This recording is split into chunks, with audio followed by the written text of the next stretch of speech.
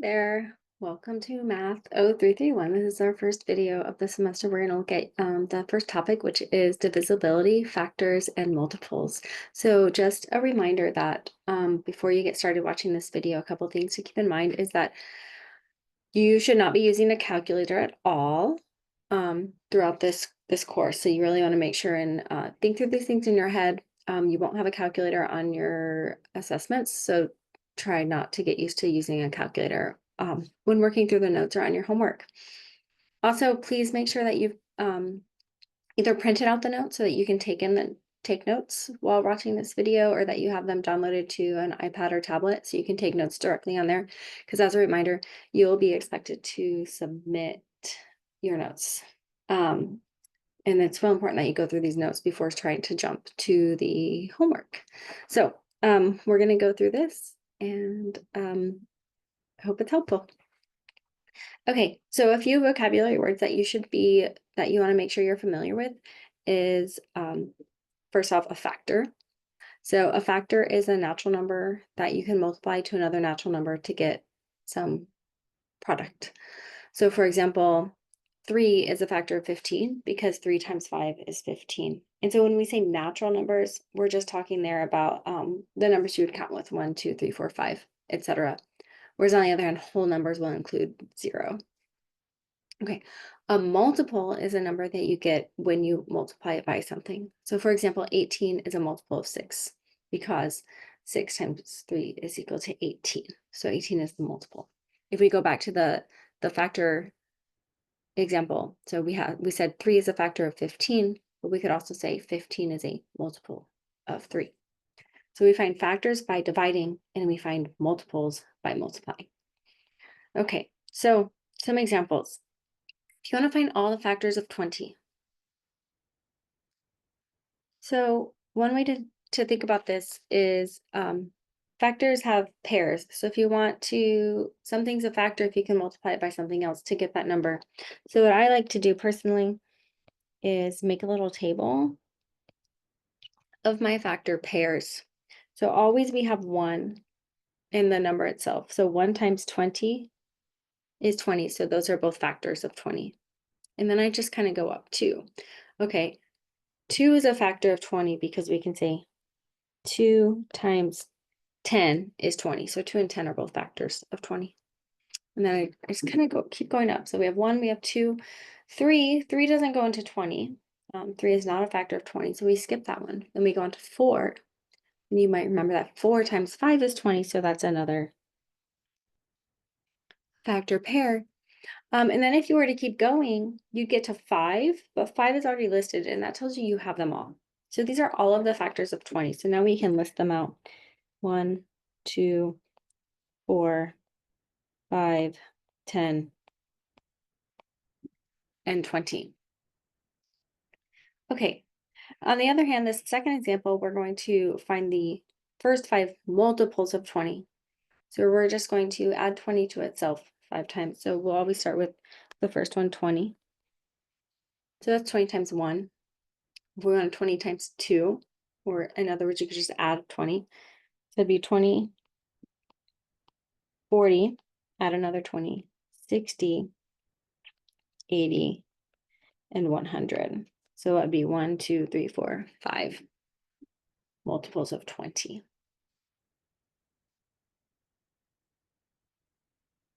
All right, so some questions about factors. List all factors of 60. So let's do that table again and find our factor pairs. Okay, so we'll have 1 and 60. 2, and you think, okay, what do I multiply 2 by to get 60? So another way to think about that would be 60 divided by 2. We'd have 2 times 30. 3 times 20. 4, this one you might have to think of for a second on, but maybe if this is 60, so you can really think about a clock. And think about your clock divided into 4 sections. Those would each be sets of 15 minutes. So 4 times 15 is 60.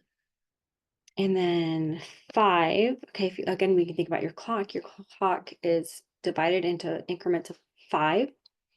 And it goes by, there's 12 of those. 5 times 12 is 60. And I think we know 6 times 10. 7 doesn't go into 60. 7 is not a factor. Also, 8 is not a factor. 9 is not a factor. And then we're to 10, which we have listed already, which tells us we have them all. So here we can list all of our factors. 1, 2, 3, 4, 5, 6, 10, 12, 15, 20, 30, 60. And there's all of our factors of 60. This next example just wants the factor pairs. So I'm going to do a little kind of right here. So we'd have 1 and 70, 2 and 35. 3 does not go into 70. 4 is not a factor of 70. 5 is. So 5, and you can think for a second, divide 70 by 5, and that's going to give us 14. 6 is not a factor. 7 is. 10 is. 8 is not, and 9 is not. And then we're back to 10. So that's all of our factor pairs.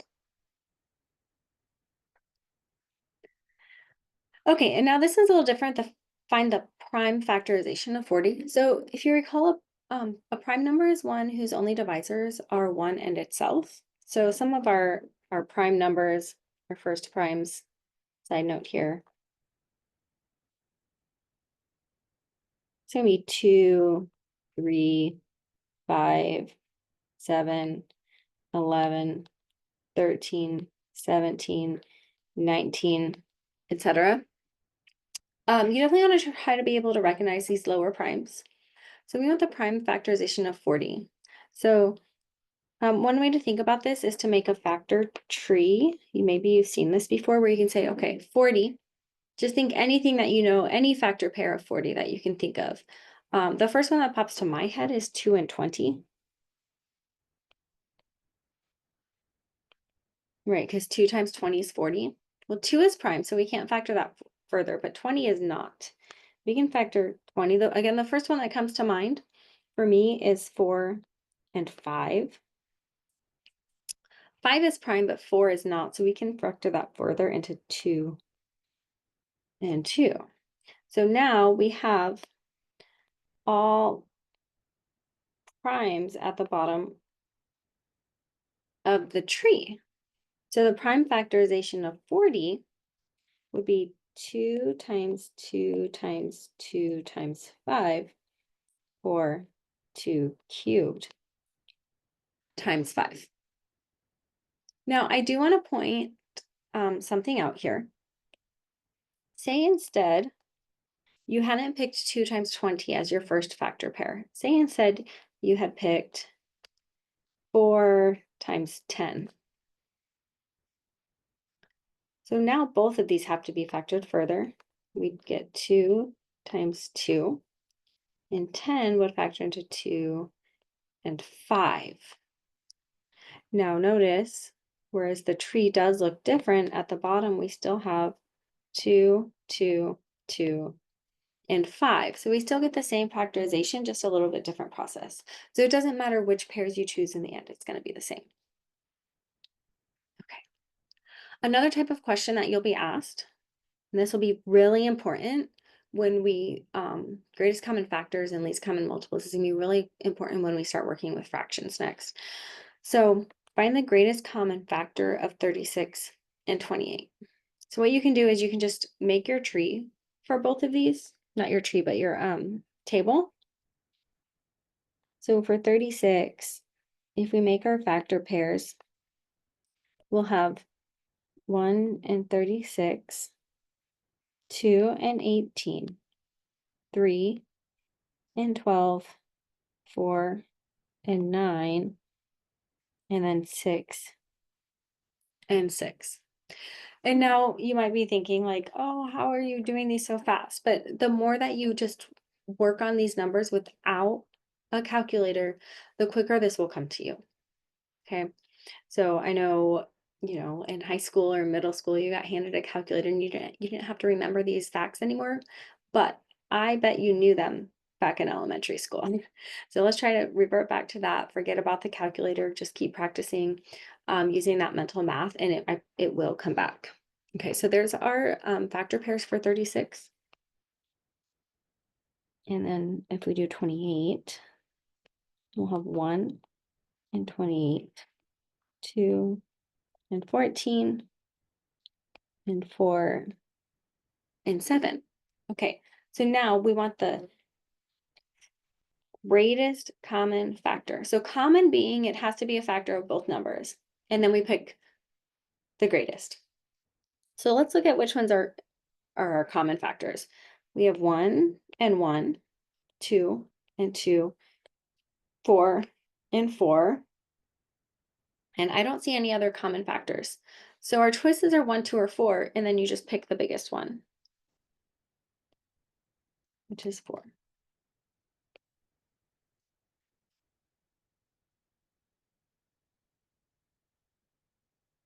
Okay. So our greatest common factor, or GCF, is 4. Okay, so here are just some divisibility rules. So some of these maybe you're familiar with and some of them you're not, but definitely take a look at this, and can help you quickly judge whether or not some of these numbers are automatically factors of something else. So as we go through, we'll start throwing some of these in there. Okay, so what I want you to do here, the next page is practice problems. So I want you to pause the video. So stop and pause the video. What you're going to do is then you're going to take the time to try the problems on the next page, the practice problems. Try the problems. When you're done working out the problems, then restart the video and check your answers. Okay, so again, I want you to pause the video and restart when you are done. Okay.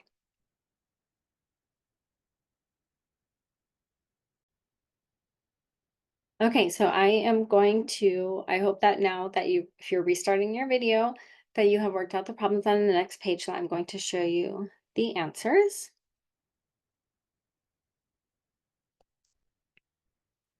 So here, I want you to take a minute and double check your work. So again, you're gonna wanna pause the video while you check your work. Okay, so I'm going to move on, but I hope that you paused the video and checked your work. And now in checking your work, if there is something here that you did not understand, and after looking at my work, you still cannot understand, I highly encourage you to please send me an email and reach out and let me know what it is that you are having trouble with. Also, if you ever think I've made an error in a video, please let me know that too. You can email me. But please take a minute to check this, and we are going to move on. So if you're not done checking, make sure you pause, because now we're going to move on. Okay, so we're going to move on and talk about multiples.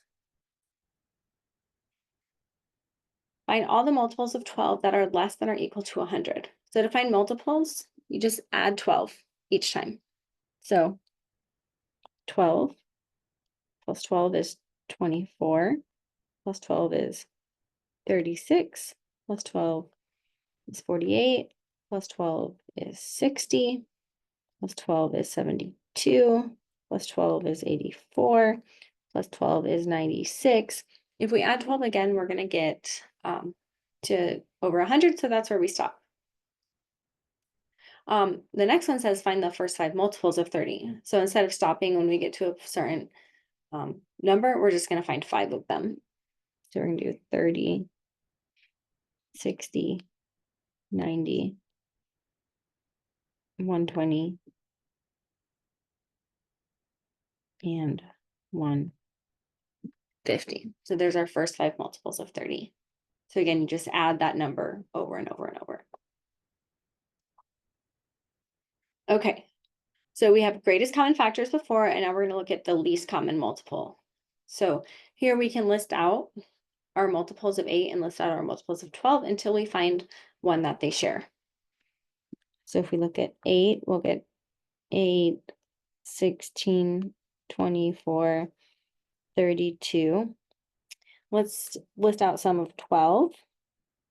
We'll have 12, 24. Oh, look, already we got a common multiple, and that's the first one. So that's the least common multiple here is 24.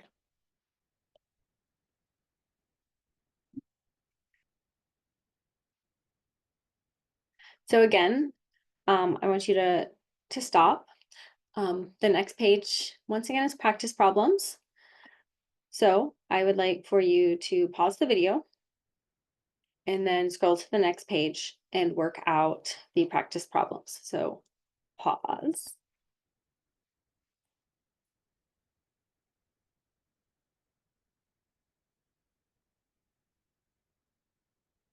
Okay. So I'm going to have the answers now. So if you haven't already, make sure you pause if you're not done. And here are the solutions to the practice problems related to multiples. So once again, if you have questions, so pause here. This is the end of this video before we move on to topic 2, but pause it so you can take the time to check your work.